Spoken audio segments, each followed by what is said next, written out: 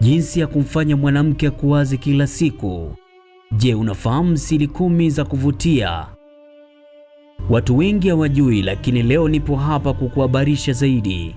Je, umewahi kujiuliza kwa nini kuna mwanaume ambaye mwanamke hawezi kumwacha kwenye mawazo yake? Si kwa sababu wana pesa nyingi, sura nzuri sana au maarufu mkubwa. Mara nyingi ni kwa sababu wanajua namna ya kujenga hisia, heshima na mvuto wa kweli. Kabla ya kuendelea, kumbuka kwamba lengo si kumdanganya au kumchezea mtu hisia. Mahusiano yenye afya hujengwa kwa uaminifu, heshima na mawasiliano mazuri. Ukiwa na misingi hiyo, nafasi ya kubaki kwenye mawazo ya mtu unayempenda huongezeka maradufu.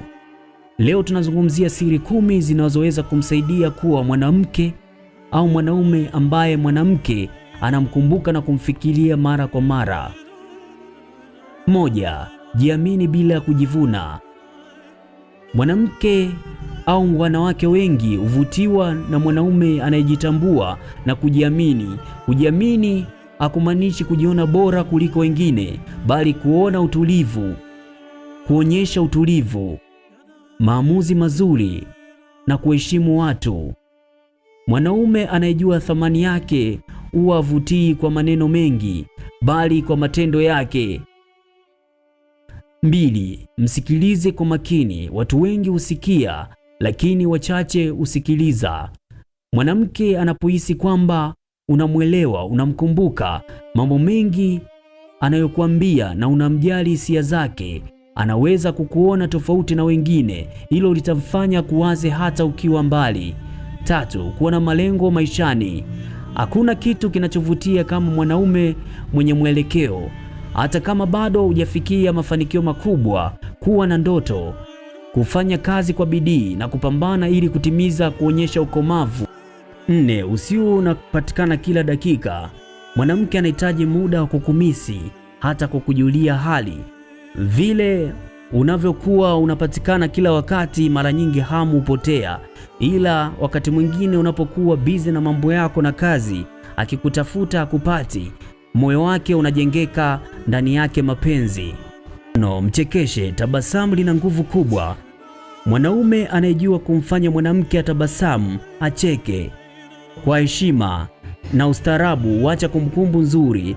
Furaha mnayoshirikiana mara nyingi ndio inayobaki akilini kwa muda mrefu. 6. Heshimu mipaka ya maamuzi yake. Heshima ni misingi ya mvuto wa kudumu.